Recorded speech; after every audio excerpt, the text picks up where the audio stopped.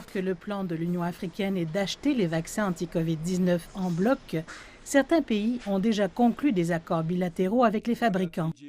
Nous savons que l'Égypte et le Maroc ont travaillé pour avoir les vaccins chinois. Je crois que les Seychelles travaillent aussi avec les Chinois pour utiliser leurs vaccins. Donc pour autant que je sache, ce sont des pays qui pratiquent une certaine forme de vaccination. La Guinée-Conakry travaille avec le vaccin russe, mais nous ne savons pas encore s'il s'agit de vaccination ou d'essais cliniques. L'Organisation mondiale de la santé affirme qu'il y a actuellement plus de 50 candidats vaccins anti-COVID-19 en cours d'essai sur des humains. Selon l'Organisation mondiale de la santé, avoir beaucoup de vaccins différents en développement augmente les chances qu'il y ait un ou plusieurs vaccins efficaces qui se révéleront sûrs pour les populations prioritaires visées.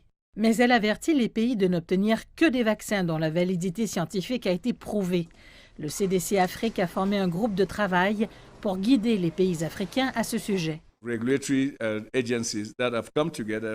Les agences de réglementation qui se sont réunies et se sont établies en tant qu'organes collectifs afin que nous puissions travailler au niveau régional en utilisant la même approche standardisée du CDC africain pour faciliter le processus d'approbation et les processus de réglementation des vaccins, de sorte que si un vaccin est soumis, disons en Afrique du Sud, ils travaillent avec la réglementation de la SADC et mettent le sceau de l'approbation.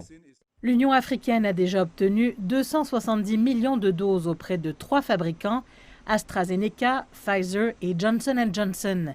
Les 2 premiers ont reçu l'approbation provisoire de l'OMS pour être utilisés en double dose à travers le monde. Le groupe de travail guidera également les doses approuvées pour chaque vaccin. Notre position est claire. Si un vaccin a été testé pour son innocuité et aussi testé dans les essais cliniques de phase 3 en double dose, il doit être utilisé en double dose. Johnson & Johnson arrive en dose unique. Nous croisons les doigts pour que le vaccin montre de bons résultats d'efficacité et pour que l'autorisation d'utilisation d'urgence soit basée sur une dose unique. Alors à ce moment-là, il pourra être utilisé comme une dose unique. Et avec plus de 200 vaccins candidats pour la COVID-19 en cours de développement, le CDC africain déclare qu'il est conseillé au pays d'utiliser l'Union africaine comme principal point de contact auprès des fabricants.